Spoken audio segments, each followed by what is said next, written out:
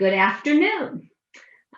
I'm pleased to see so many people here on a Friday afternoon, and welcome to an Ethics Roundtable on information design and students' ethical awareness in the visual presentation of data.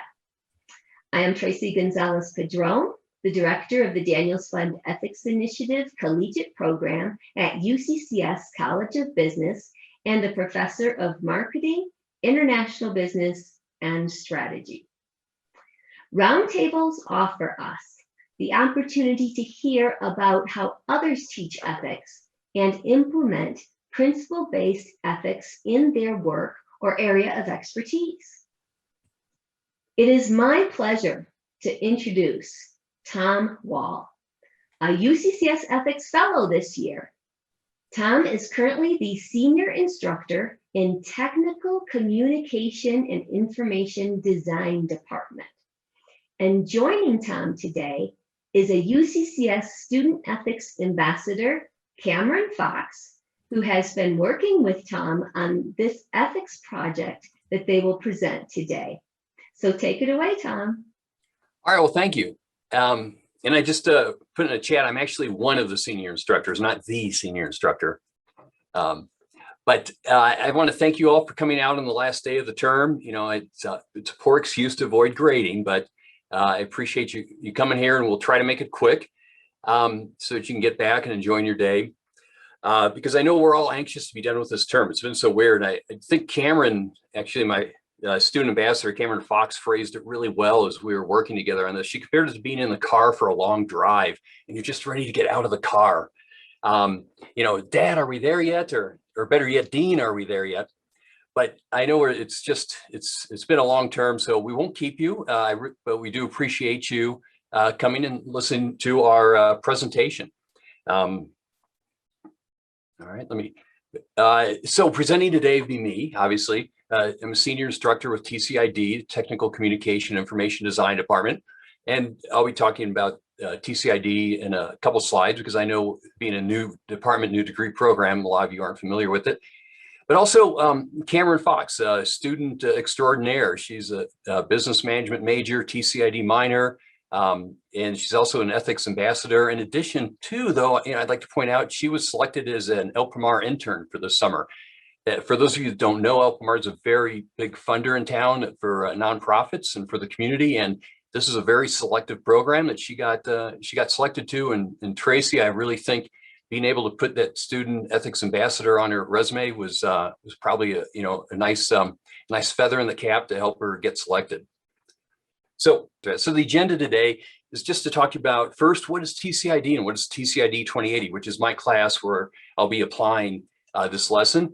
Then we'll go into the assignment and talk about the purpose of it, why it came about, and then the description, a brief description of it. And then we'll take questions. So first, what is TCID? Just a quick program overview. Dr. Sean Williams is our department head. We're one of the few standalone technical communication degrees programs in the country. We became a degree program about approximately 2 years ago, and we prepare students for career fields such as user experience, UX, as you might know it, technical and professional writing and editing jobs with defense firms, nonprofits, even businesses, or things like web creation. And in terms of the careers for our program, the U.S. Bureau of Labor estimates new jobs in our field are going to be about 11,000. So it's a very good field for students to get into. And also our curriculum, we provide a foundation combining theory, technology, and practical application. The job field it's growing locally, as you can see from these stats, and nationally. And our grads are fulfilling needs across different industries. Including L3 Harris, a local defense contractor that actually has global operations. And as you can see, the average salary is very attractive, and along these lines, last summer we had a technical writing internship that paid 30 grand for 3 months, which as an instructor, I had to kind of look at and ponder, if you instructors know what I mean. But we teach diverse competencies, writing clearly, learning technologies, communicating in diverse formats, paper, digital, web, etc. We also teach project management skills. For instance, in my 2080 class, The teams have to get together at the beginning of the term and select a document sharing app and a project management app that they'll use through the term to complete their team projects. The nice thing about this is that I've had a lot of students come back to me a couple of years later and say, wow, I'm still using that project management app. We also teach collaboration and technology. And one thing this past year, our instructors have incorporated collaborating virtually, not only due to necessity, preparation, but really to get the students used to the fact that, many jobs will now be remote. If you look at the surveys that are out there, a lot of companies are saying they're going to cut back on their office space because they're finding that a lot of jobs can be done remotely, though they're not completely. People come in maybe once every 2 weeks, but we've incorporated that into our lessons to get students used to it. Just class sampling, just a brief overview of some of the classes we offer. Introduction to Technical Writing, which we have two of our instructors here, Jamie May and Cheryl Burklow. Intro to Business Writing, UX Design Principles, Document Design, and some special topics, Technical Communication, Social Justice, Social Media, Grant Writing for Nonprofits, and Structured Authoring. All right, let's see if this will work to progress. And so specifically with my class that I'm going to be applying this lesson to, I teach business administrative writing, or we just term Intro to Business Writing. And so what is that? Well, we try to teach students the best practices for workplace communication. Genres include memos, letters, reports, proposals. Style is versus academic writing. They need to learn how to write with concise, plain language. And they also, in terms of format, it's different than academic writing in that they are using a lot of topic headings, bullets, short paragraphs, and sentences. And we emphasize a lot with document design, creating a visual hierarchy, something that's easy to read, easy to follow, easy to skim. And so getting into that, importantly, document design is something that we really focus on in business writing. As you can see on the left, academic style versus a business style. Document design is audience oriented. It's empathetic to the reader to make it easy to follow, easy to scan, attractive to read, and easy to skim. Because we try to teach students in the workplace, a lot of your boss, your client, et cetera, are going to end up skimming your reports. They're not going to read that whole 10 or 20 pages. But for the ethics assignment, we want to get into the information design aspect, data presentations, charts, graphs, et cetera, and then the ethical applications of those. The assignment then is, we've titled it, Cameron and I have titled it Information Design and Students' Ethical Awareness in the Visual Presentation of Data, Charts, Graphs, et cetera. Or, think a more fun theme for it is Adventures in Misleading Information. So why did I come up with that? Well, I'm going to break one of my PowerPoint lessons here. I already have by putting a sentence as a bullet, and I'm going to break a second rule by reading the bullet. But students' social media feeds and nightly newscasts are just, awash in visual misinformation. So we want to help them recognize when it occurs, both in others' info design, as well as in their own info design. And this topic really relates to something I've done with our library unit and some changes I've made with that with Larry Eames. We've looked a lot at web-based searches and trying to determine what sources are credible. Because in my 2080 class, I typically get 18, 19-year-old freshmen, and they haven't really learned to discern sources or look at information with a critical eye or a cynical eye at my age. But we want them to understand the fact that you can't just take the first result of your web-based search. And in the workplace, they're going to be doing web-based research, and they've just got to understand what out there. Well, okay, linguist Jeffrey Number noted, we have a rich vocabulary to describe info that falls short of the truth. Untruths, deception, bogus claims, falsehood, debunked info, dishonesties, even outright lies. And we want students to be able to recognize that, and as well as recognizing just honest mistakes. But we want them to be able to recognize in others' work as well as just their own, that they might be not presenting something in a fully, transparent manner. And then I'd like to add here that Cameron is a former 2080 student of mine, and she understands the emphasis of my class being ready for the workplace so that students will sit down at an internship or their job and not have that deer in the headlights look when asked to prepare a workplace document or do some research. And she's provided great insight here in terms of the audience. Just as I teach in my class, students have to consider the audience when they do their writing. I try to consider the audience when I create my topics and my lesson designs. And she's been a great help with that, providing insight in terms of the audience, their needs, and also the context. So, I really drew heavily upon her input for this class assignment, I'm sorry. So the assignment description, as a pre-assignment, what we plan to do is do a review, maybe assign some web-based resources, ways writers use graphs to mislead. There are a couple of really good TED Talks that we found.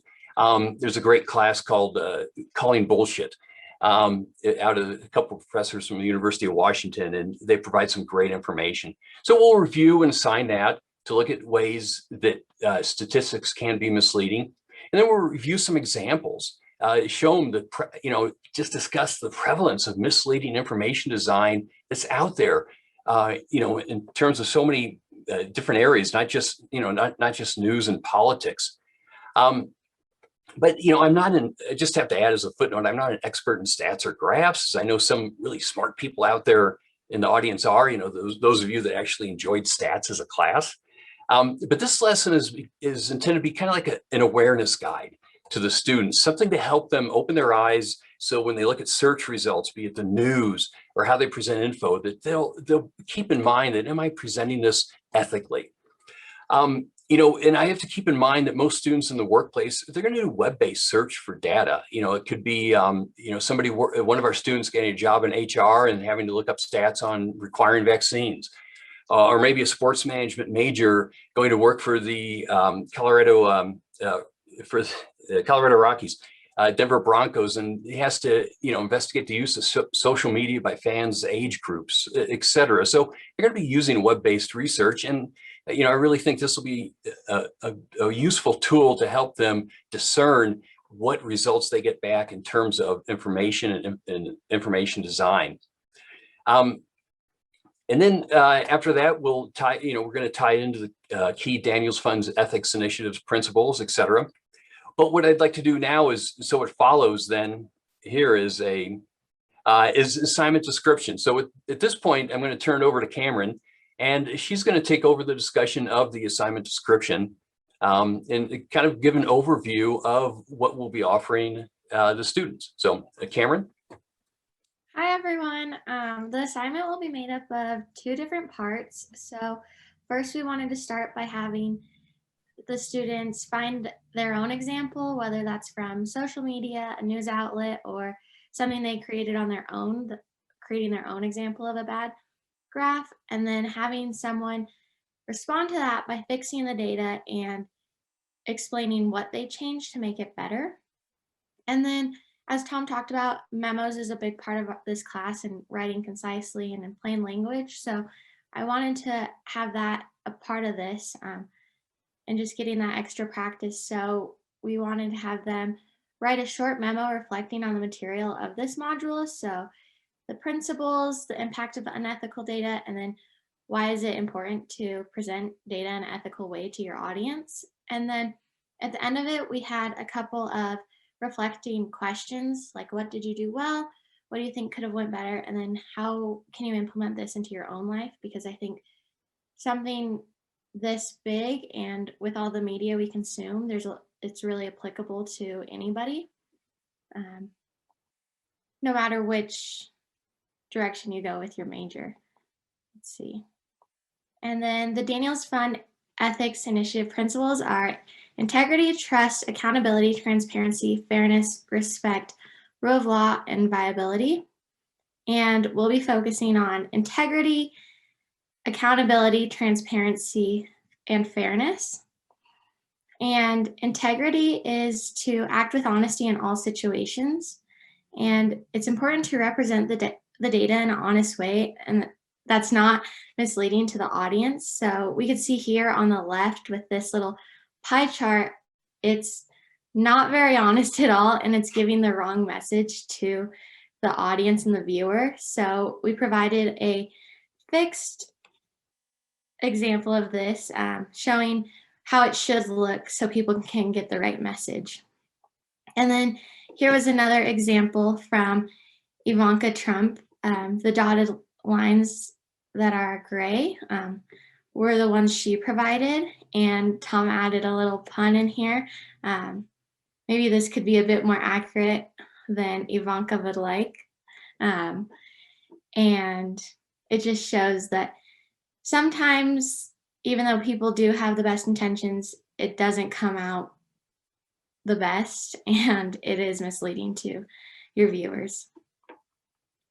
Next, we have trust. And to have trust in your data representation is to build trust with all your stakeholders and have trust in that relationship. And stakeholders are anybody with an interest or concern in something or a business. And we see this graph on the right, and at first glance, it seems fine. But when you kind of start to think about it, 52% and 58% don't add up to 100%. You can't pull more than 100% of the population. So this really lacks accuracy. And when you think about it, it doesn't make sense because you can't pull more than what there is. And this will cause the viewer to lose trust and kind of question what you're putting out there. So, and I think when you're presenting this data, when you are in a position, it's really important that you build that trust and people know that they can count on you and they'll come back to you. So that was really important for us in creating this. And then next we have some more examples of how math issues aren't just a problem here in the United States, it's everywhere.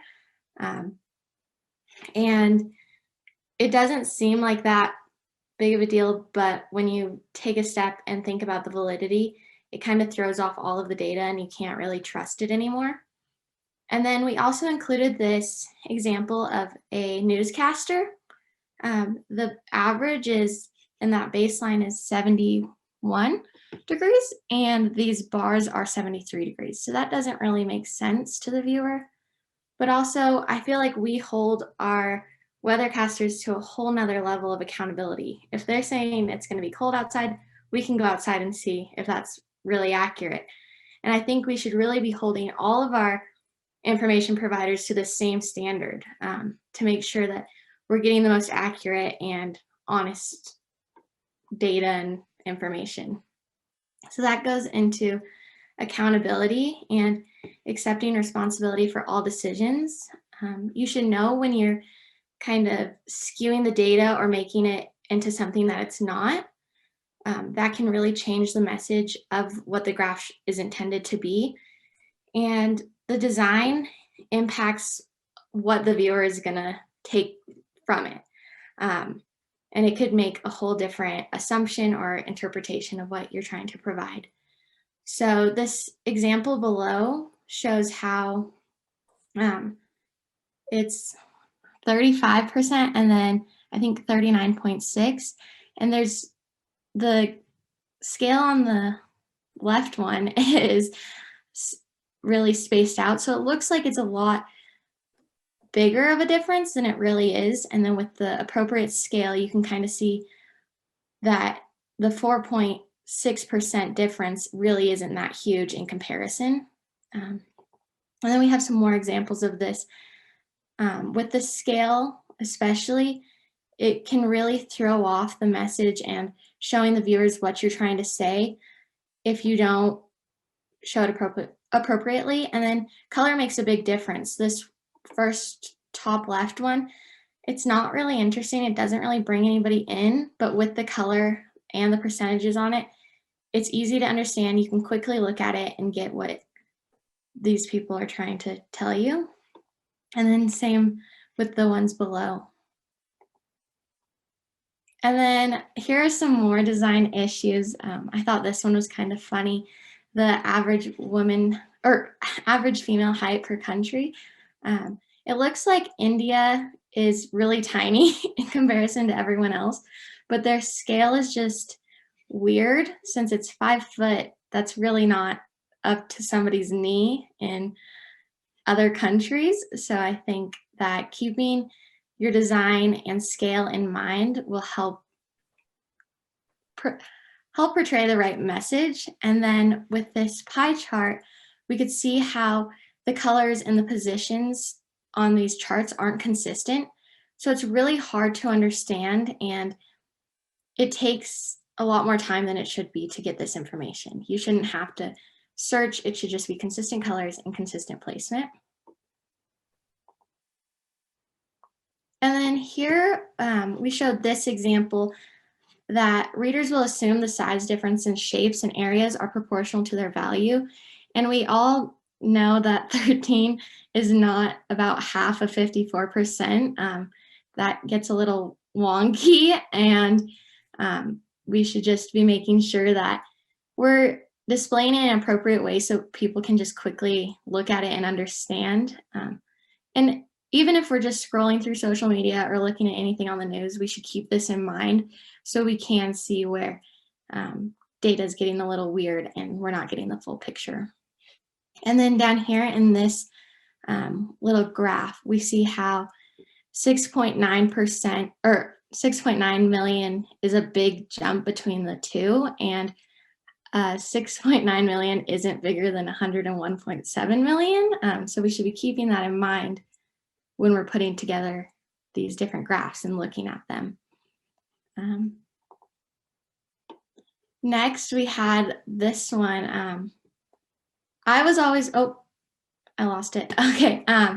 I was always taught that a graph should be a quick snapshot and it should tell a story, and a viewer should be able to get the message really quick. You shouldn't really have to think about it. And although this graph looks cool, it doesn't really do that. It takes time to understand, see what they're trying to tell us.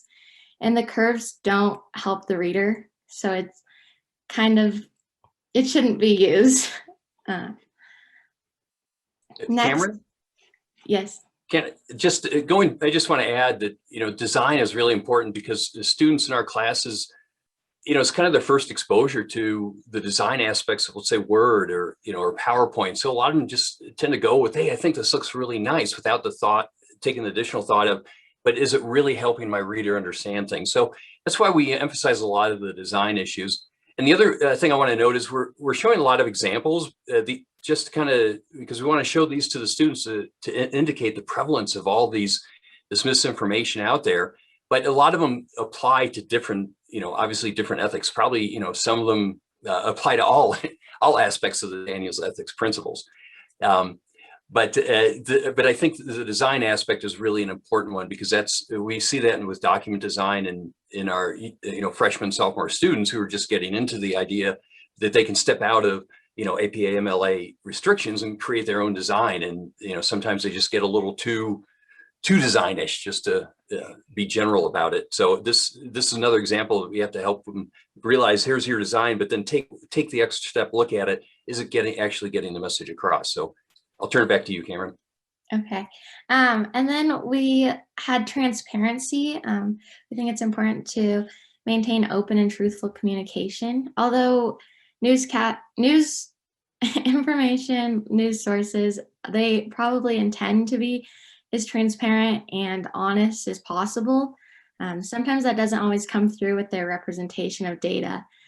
Information design needs to be clear, tell the truth, and you can't change your graph to change what the perception might be or make it appear to be something it's not.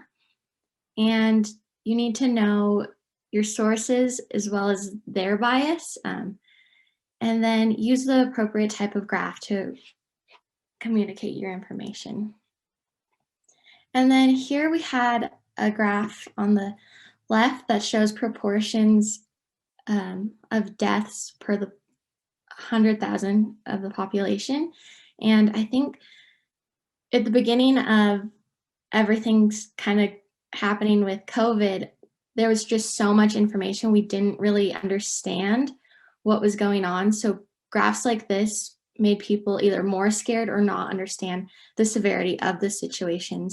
And graphs like this one on the right, it kind of shows the bigger picture for the viewers to understand and see the whole picture so that they are able to act appropriately or make decisions based on seeing the whole picture.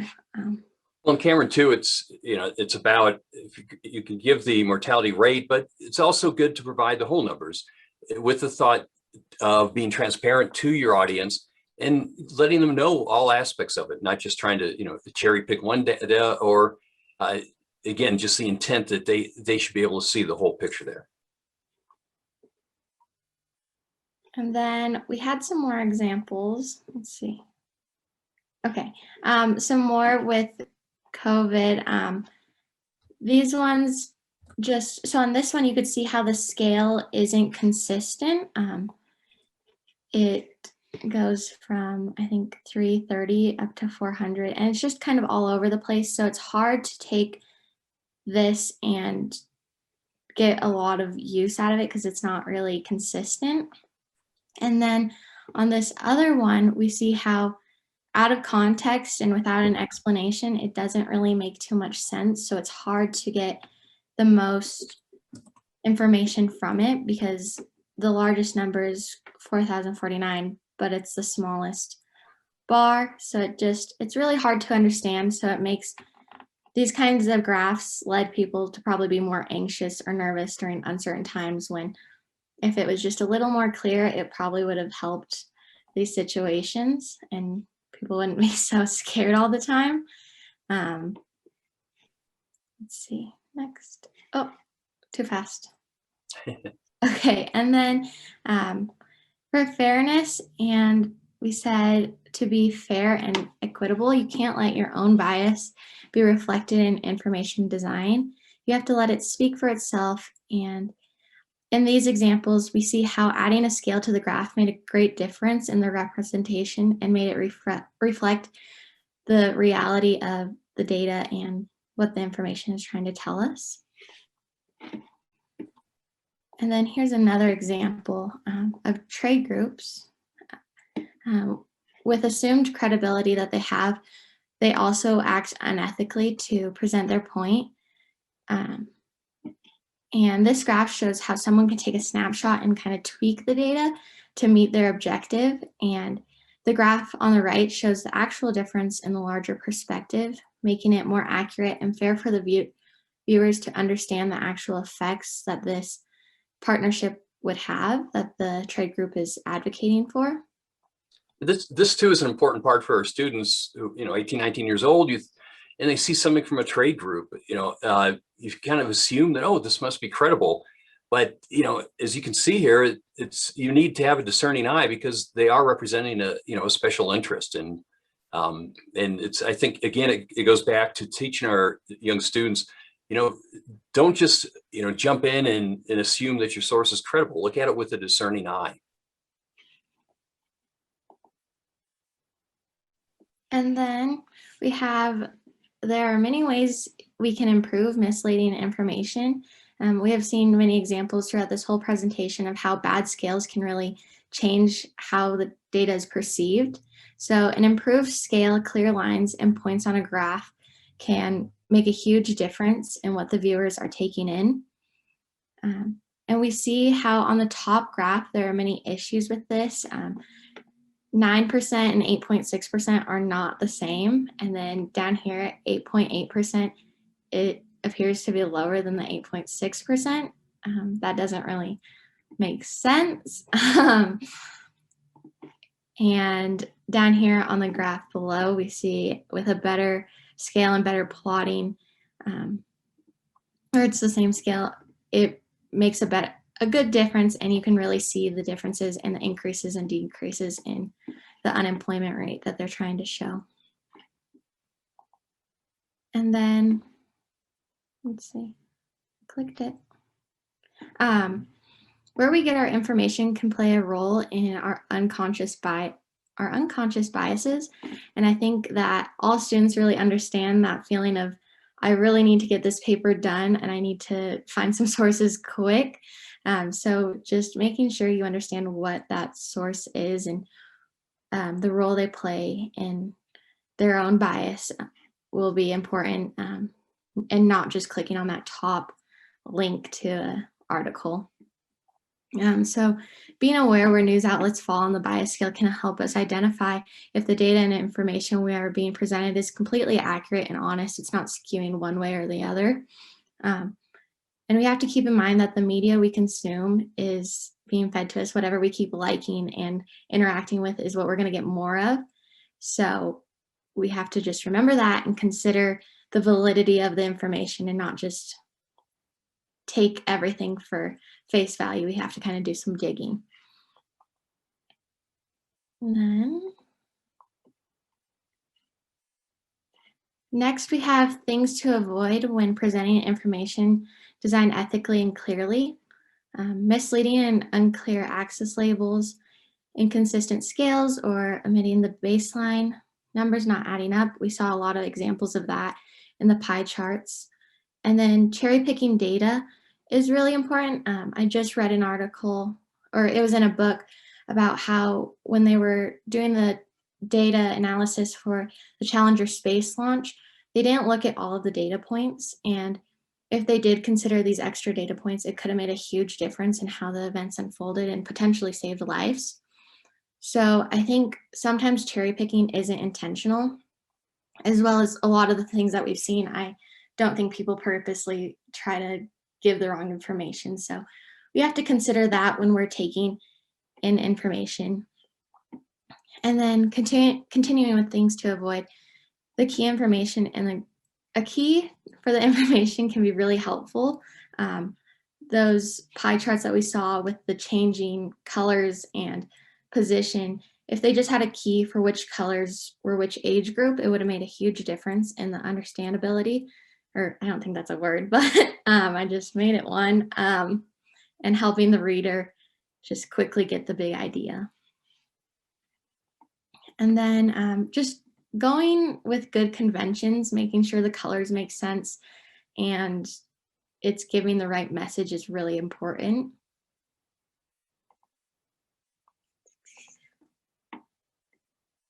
And then just to go back over everything we kind of talked about, information design is important in relaying truthful information to the public.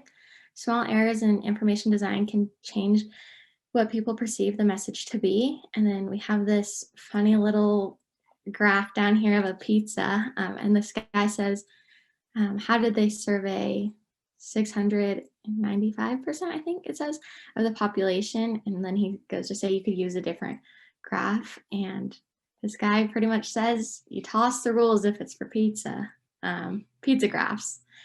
And then just our key points were integrity and trust are really important for building those honest relationships. And that's, I think, what our ultimate goal is, to make sure we're giving out the honest truth. And then accountability, be honest and take responsibility for what you're putting out there, but also understand your own bias and errors, even if they aren't intentional.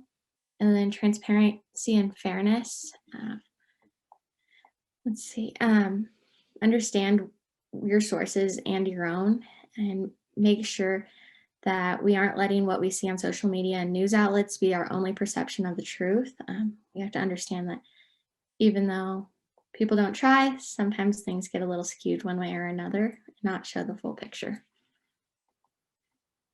And then it's back to Tom.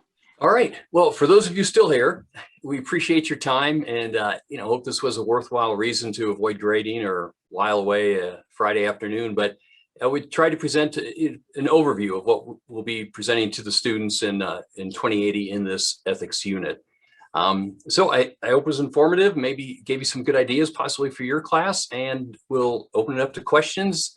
Feel free to ask, or if you want to provide ideas or tips for how you think this might be tweaked, we appreciate that too. And those you can obviously feel free to email me. I'd love to discuss this with you. But so I'll turn it back to Tracy or over to any questions.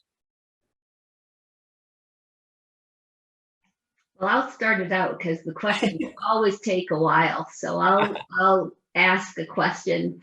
I'm just curious, when you presented this in class and did the discussions, what kind of reactions did the students have? What kind of aha, moments did they experience?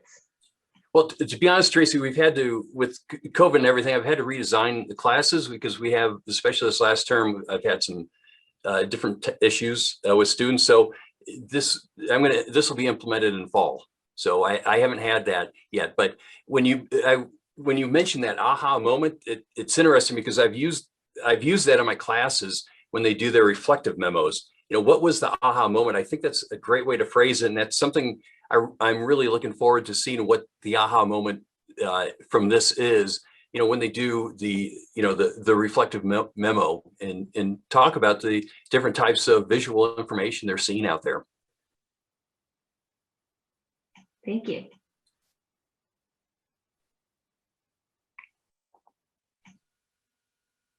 Would love to see questions. Raise your hand and we can. I guess I'll go ahead and ask a question if I could. Can you hear me? Yes, Jason? certainly. Oh, yeah, Tom. So yeah, great presentation. Thank you so much. I wondered if I'm a huge fan of maps of all kinds. And I wondered if in your researches you had looked at and seen distortions in maps of different varieties or for any particular reason. I'm sorry, did you say MAPS, maps? Yeah, yeah. No, that's a great idea. Because I don't know why someone would want to skew it, but topographic maps sometimes are not super accurate, right? And so you see something and it's not quite what you expected. So I just didn't know if that was part of your study at all. No, I was really just, using examples, from news, because that's really where, most of it is. I'm sorry, I'm writing that down now, maps.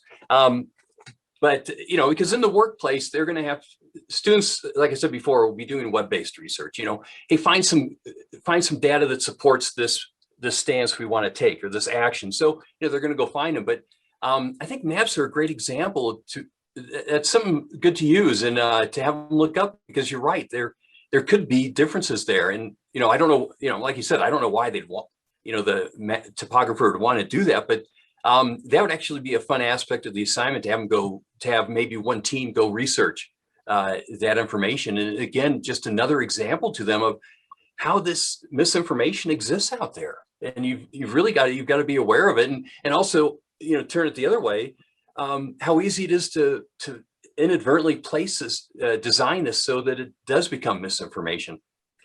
Thanks. That's a good idea. Yeah, I think sometimes, like you read real estate ads and it'll say, oh, such and such a property is only 12 minutes from downtown. And if so maybe they would try to plot that in a way that makes it look like it really is just 12 minutes from downtown. Yeah, Well, yeah, I mean, for all everybody out there who's looked at homes and you look at the pictures and wow, this place looks really big, or this Airbnb we're going to rent looks really big. And then you get there and it's what? It's right. That's Great. Well, good. thank you for that wonderful presentation. Oh, well, thank you for the comments and thank you for that recommendation. I appreciate that. So Tom and Cameron, I had a question as you were going through that. I mean, clearly the last few years have done nothing but show us that the news skews information. Where do you see this going? And is there an end? And who could possibly, or I guess what action could possibly take place to kind of recenter that? And I think people's trust in the news, certainly mainstream media, has gone way down in recent years.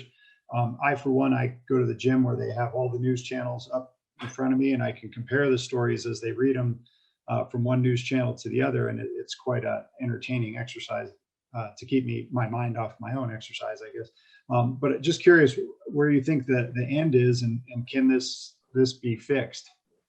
Yeah, that's a great question, Michael. First, I'd like to welcome my wife for showing up, but I've thought about that, and I've got to be careful. As teachers, you don't want to tread into certain beliefs because that's not the purpose of my class. It's business writing. It's getting them used to the workplace. But I mean, what your point is really relevant, because that's why I changed my library assignment. to get them away for business writing from peer-reviewed researches, but looking at web-based research, such as Google, because that's what, you know, these students are going to use in college and really in the workplace. And you've got to be careful of the sources out there. And I don't know, it's something I've thought about. I think it's something we have to continue to emphasize, because this misinformation just seems to grow every year. You know, Cameron talked about COVID, and that really, you know, that set it up. You know, we have the election results. You know, but I just have to weigh, you know, what is appropriate for introduction to business writing as opposed to a political science class or a full-term ethics class, possibly. But I don't, it's a question that I think about a lot, Michael. Yeah, it's a good point. Yeah, and kind of I guess the second question I'd have is how much of an impact on this do you think social media has created, where there's really no accountability for what people put out there. And, you know, and I know Cameron made a comment that, you know, she kind of believes that people are making mistakes, not necessarily intentionally doing this, but I think social media would possibly tell a different story in that regard. So just curious. You know, it's with everything, you know, we have to look at our audience. And so I have to look at my audience of, you know, let's just say 18 and 19-year-olds primarily. And you're right, social media is a big thing. And as I go on social media and I see different tweets or something, you know, you see, whoa, this is blatantly misinformation. I think we can all, I don't know if any of you have neighborhood Facebook pages, but getting into the mask debate and the corona debate and people posting, this is a Stanford study. And well, no, it's not really a Stanford study. You know, it's just false information. And I think with these students at this age, and I'm not trying to be critical, it's just that I think they take things at face value. And so an important thing here for me is just, hey guys, don't take things at face value. You know, be discerning, be a little bit critical, and make sure what you're looking at as a source is credible and legitimate and being presented, you know, in an appropriate design, appropriate manner. Because what I try to explain to them is you take this information to your boss. And if your boss takes it to his boss or his client and gets called out on it, you know, it's not your boss's rear end. It's going to be your rear end. So I hope that answers your question. Sloan? I actually have a question for Cameron from like one student to another. After your research on all this, and obviously as we're 20-year-olds, 19 to 20, we're on social media a lot. Do you think this changed the way you looked at things? And do you think the rest of the students who actually do this exercise will have the initiative to look at data differently? I think so, just because there is so much floating around, and when you're scrolling through your feed or just anything, you kind of see where people sit on their own bias. So just understanding that everybody has their own differences, but being able to decipher what's accurate and what's not. I think a lot of people, once they understand that everything you see isn't as true, I think that'll be a good start, and more people will, or I hope more people start to kind of question what everything they see. What are your thoughts, Sloan? I think Michaela asked that question. Oh, I'm sorry. I'm not sure if. Yeah, no, that's totally fine. Oh. Michaela, if you have more to say, I don't want to jump in on you. No, that was fine. That was a good answer. You're good to go. Well, and mine was just more of a thank you, and kind of just making me think through, you know, coming from the communication department, and, you know, and I think for a lot of us, we focus so much on scholarly research and academic sources, and like ingraining that in our students of like, you cannot put anything that is not academic in your paper or in your presentation. And so thinking through, like, in a way, we've kind of done them a disservice because we haven't given them the ability to learn how to actually analyze information. We're just saying, if it's not, you know, versus saying, great, you can use something that you found on Google, but how do you analyze it? How do you get to that main source to be able to pick it apart? And so I think just rethinking some of my assignments that I have coming up in the fall of maybe opening that, you know, that span a little bit, especially teaching for some more of my entry-level classes of how do I, you know, give them more ability to critically think about those pieces, so they can take those skills and go, oh, this isn't just for a paper because my, you know, teacher is telling me I have to use a peer-reviewed journal, but I can use this same skill when I see something posted on BuzzFeed, and I can analyze it that way because I know how to do that, versus just telling them, No, go to, the library, like you said, and use the peer-reviewed journals that we've already purchased for you, letting them get there on their own and utilizing that critical thinking skills to make that ethical decision-making was like an aha light bulb for me. And I was like, oh, I should definitely, teach them how to do it, but definitely give them more scope and reign to be able to practice that skill versus just sending them straight to the library databases. Not that the library database isn't great if the library's on here. We appreciate it. But yeah, I just want to say thank you. That was a great, insightful presentation from both you and Cameron. Well, thank you, Sloan, and thanks for the reinforcement, and thank you for the call out to the librarians. We love our librarians. But I think it's you made a really good point there. It's almost, I don't want to say we're making them lazy, but okay, go to a peer-reviewed journal, and well, they, typically you don't have to assess the credibility of it. So yeah, try some real life information. And Larry Eames has been great in her session with my intro to business writing class about how to do Google searches. One, the tools, advanced tools and everything, but also then how to discern what's popping up. So, Mr. Lee. Hello, I'm Yang J. Lee. I'm Assistant Professor of Criminal Justice in the School of Public Affairs. Yeah. I'd like to share one of the interesting stories about the ethics and also how the wordings and also the newses and the YouTube or Google could also help academic area. So a couple of years ago in criminal justice field, our discipline, we have multiple articles reverted because the students and also the graduate students found the real data that was used about 20 years ago, and the article was published in the top journal in our field. The author manipulated the data set about 20 years ago and published in a top journal and got a job. And now they became the big schools program directors. And the graduate students nowadays found the real data that actually they use, because nowadays none of the information is actually, it's hidden, right? Every data set is open. If you want to find it, you can find it right away today. And because of that kind of high accessibility toward all of the data and information nowadays, the real data was found, and based on the real data, the original authors cannot replicate what they found because they manipulate a data set. So this is something very important, and this is kind of big transition to our era, because now we teach classes, and I teach classes, and when I teach my class, I say, don't trust the data set on the web page, but that is something not true. We should not say that firmly. Mm-hmm. We should be very careful to say something about the data set or information on the website, because sometimes they are correct, right? And they help reverting the articles that was published in a top journal.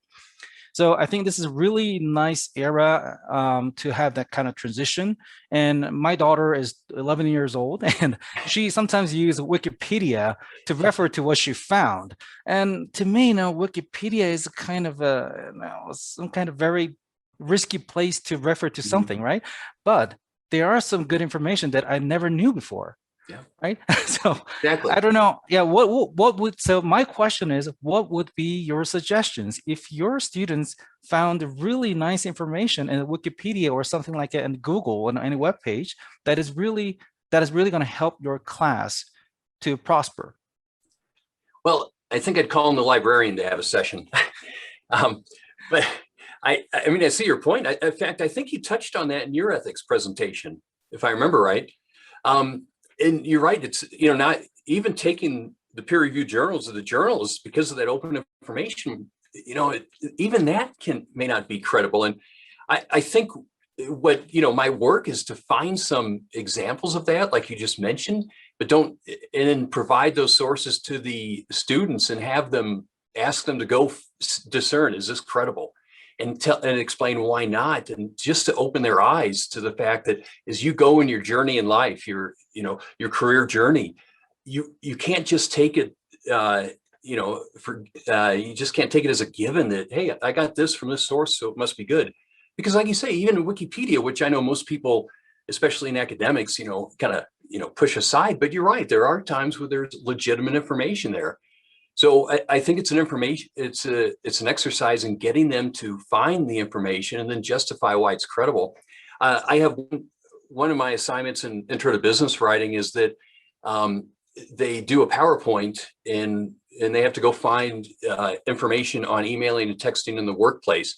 But as the written portion of that, they've got to write a memo justifying the credibility of their resources. Why was it credible? And they work off our library worksheet. I forgot to mention in our library session for credibility, we have a worksheet that we provide to the students, asking them, okay, go find information on these topics. Now, based on these items, justify why it's credible.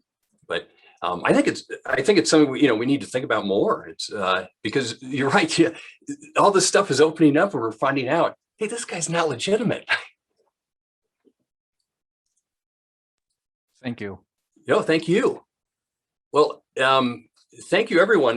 For you've given me some ideas for even tweaking this design, this assignment, and you've given me reinforcement that, hey, this is legitimate for our 18, 19-year-old students. Well, actually, I'd say any college student. So.